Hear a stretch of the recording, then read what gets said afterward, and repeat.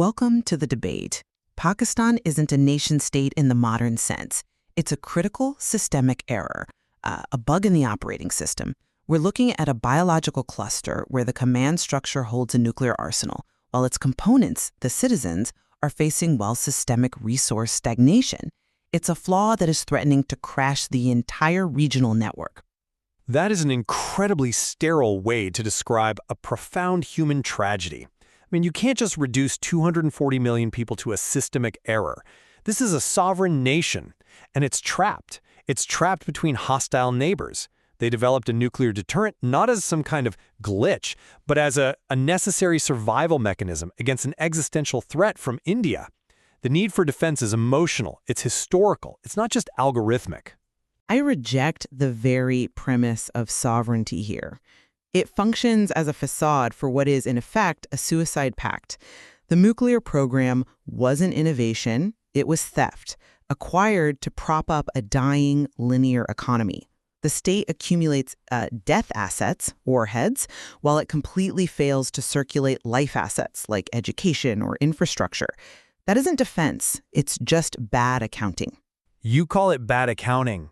They call it leveling the playing field. Zulfikar Ali Bhutto famously said, "We will eat grass, even go hungry, but we will get one of our own." That wasn't a mistake. It was the desperate logic of a people who refused to be subjugated. And that is precisely where the logic completely collapses. The people are eating grass, but the elites are dining in London and Dubai. This whole narrative of national sacrifice is just cover for a massive ongoing extraction of wealth. Let's look at the origins. A.Q. Khan didn't invent anything. He stole centrifuge blueprints from Urenco. China handed over strategic designs simply to annoy India. The investment was never security for the many. It was an accumulation of power for the few, the 22 families, the military elite who extract and then exit. This isn't a nation defending itself. It's a hostage situation. The nation is the hostage, and the nukes are the ransom note they sent to the IMF. Okay, that's a cynical take, but you're ignoring the West's role in creating this exact situation. The CIA explicitly stopped the Dutch from arresting A.Q. Khan in the 70s. Why? Because they needed Pakistan as a staging ground against the Soviets in Afghanistan. The West chose a short-term win in the Cold War over long-term non-proliferation. You can't just blame the software when the user's feeding it corrupted data. That only confirms the flaw in the operating model. The West traded long-term survival for short-term profit. They cultivated a proxy to kill a rival, and now that proxy has metastasized. The state now functions as little more than a money laundering machine. The IMF bailouts, that isn't aid, that's protection money. It's paid solely to keep the nuclear arsenal from getting loose. It's the too big to fail doctrine applied to a doomsday device. So if the system is that broken, then the answer has to be internal reform, right? A revolution, something to reset the country's priorities. The people have to reclaim their own resources. Impossible.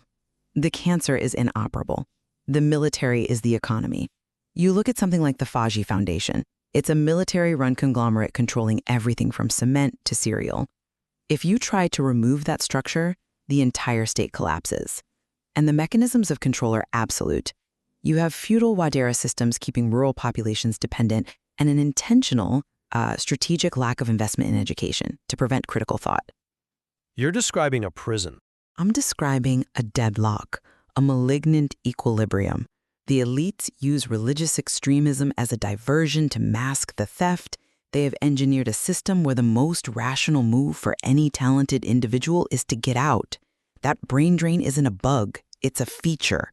It removes the very people who might be capable of fixing it. So what's the alternative? Is the world just doomed to pay this nuclear ransom forever? To just keep propping up a zombie state so it doesn't detonate? The only solution is to hack the greed itself. We have to stop preaching morality to the elites. It doesn't work. We need to offer them a better business model. We can't fix the state, so we have to buy out the owners. You want to reward them for the theft? I want to prevent a global systems crash. We transition the elites from state theft to managing global public goods. offer them amnesty, and, say, exclusive rights to renewable energy monopolies and carbon credits. You turn the military-industrial complex into an environmental reclamation complex. That sounds like bribery on a planetary scale. It creates a terrible moral hazard.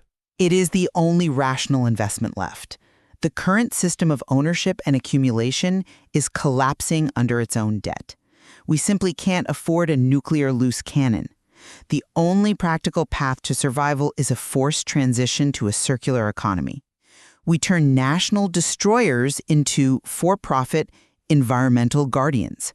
It's efficient, and it stabilizes the system. It might be efficient, but it validates the very corruption that caused this crisis in the first place. It suggests that if you hold the world hostage for long enough, eventually you get paid. Perhaps. But the alternative is a crash that no one survives. The current operating system is being deleted. We simply have to decide what we're going to install next.